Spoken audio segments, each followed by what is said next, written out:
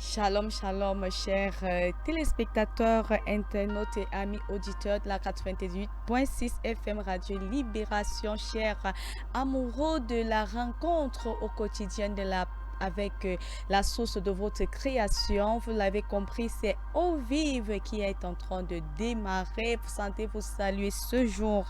Pour ceux qui se joignent à nous pour la première fois, Eau Vive est votre moment de rencontre au quotidien avec la source de votre création, le Tout-Puissant, le Roi des Rois, El Shaddai, Jéhovah, appelez-le comme vous le sentez au travers de sa parole, tirée donc du livre de méditation Tout droit du ciel, qui est une sortie mensuelle de Loin de l'Éternel. Le prophète Samuel aussi a plusieurs thématiques, c'est-à-dire que chaque mois, il y a un thème particulier qui est abordé par Loin de l'Éternel. Que vous ayez des soucis dans votre santé, dans votre travail, dans vos affaires, dans votre ministère, avec vos enfants, quel que soit le domaine de la vie, donc vous avez besoin de voir la main de Dieu. Par la grâce de Dieu, il a reçu le don de l'écriture, et du côté de la cathédrale des signes et prodiges, ici au Carrefour Técassé, lieu du prodige en haut, vous allez trouver un livret pour votre édification. N'oubliez pas, vous connaîtrez la vérité et la vérité vous affranchira.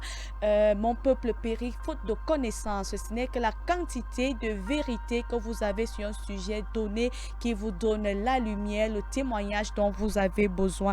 Et ce mois, l'un de l'Éternel a choisi de nous entretenir sur accomplir son destin.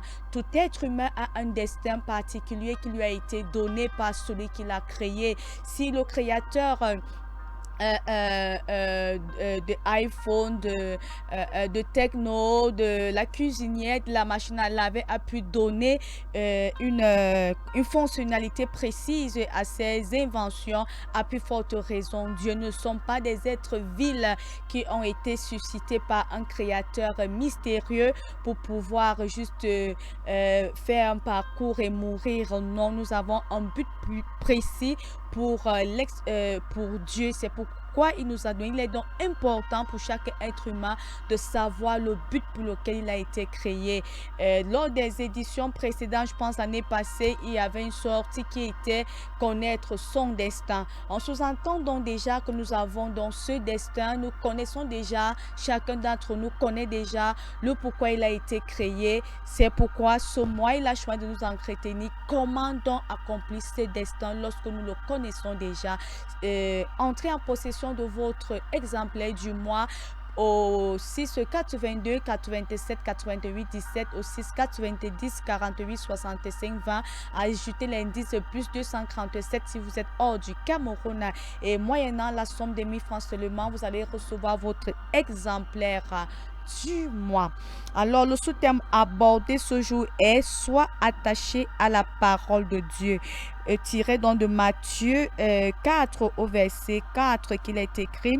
Jésus répondit, il est écrit: l'homme ne vivra pas de pain seulement, mais de toute parole qui sort de la bouche de Dieu. Message. Comme vous le savez, nous allons pas lire tout le message qui qui a été donné aujourd'hui. Nous allons juste zoomer sur un chapitre et nous allons faire un bref commentaire.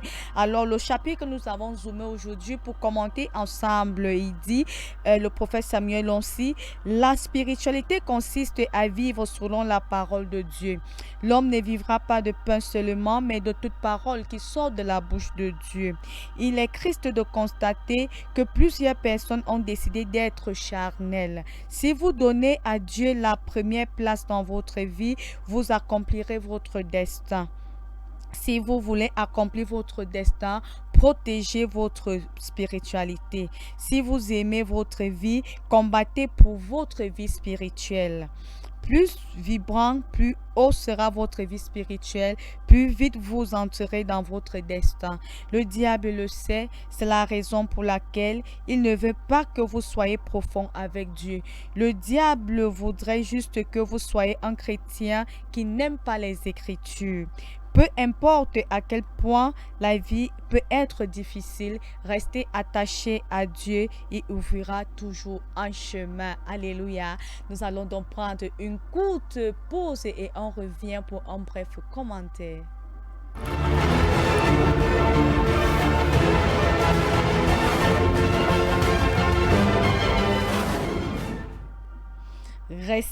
soyez attachés à la parole de Dieu. C'est le sous-thème que nous abordons ce matin. Nous le rappelons tiré de Matthieu 4 au verset 4.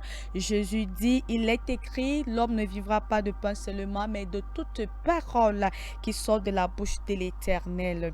Alors, bien-aimés, je voudrais ensemble vous faire comprendre ce matin que quiconque, à l'exemple de l'autre Seigneur Jésus, si nous partons au verset de base d'aujourd'hui, Matthieu 4, verset 4, Jésus, dans la marche vers l'accomplissement de son destin, avait un réservoir de paroles en lui. Il était rempli de la parole de Dieu.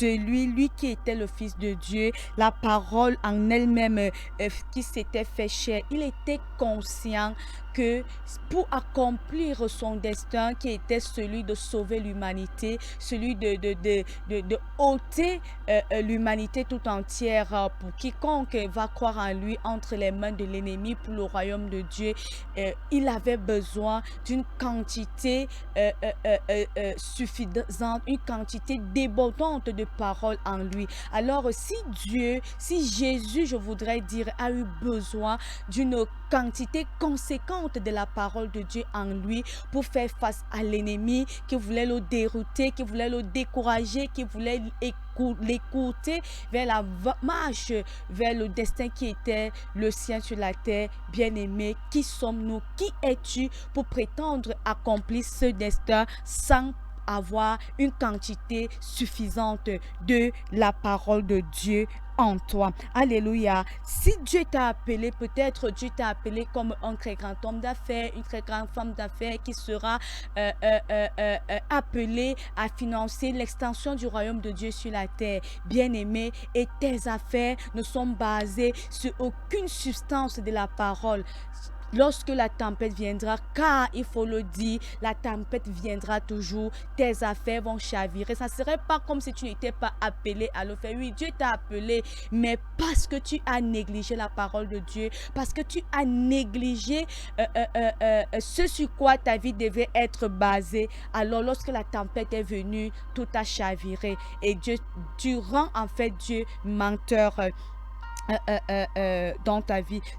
Et je voudrais souligner ici, le prophète Samuel a dit, la spiritualité consiste à vivre selon la parole de Dieu. J'aime ce mot, à vivre selon la parole de Dieu, parce que beaucoup d'entre nous sont prompts à réciter les Écritures, mais sans les mettre en pratique. Beaucoup d'entre nous écoutons les enseignements, mais nous ne mettons pas en pratique ces enseignements. Si tu écoutes et si tu ne mets pas en pratique, bien aimé, lorsque la tempête viendra, ça serait nulle et sans effet. Elle va tout simplement t'emporter. C'est pourquoi la Bible pour nous dire dans Jacques 1 au verset 22, mettez en pratique la parole. Ne vous bornez pas à l'écouter. Oui, ne vous bornez pas seulement à écouter la parole.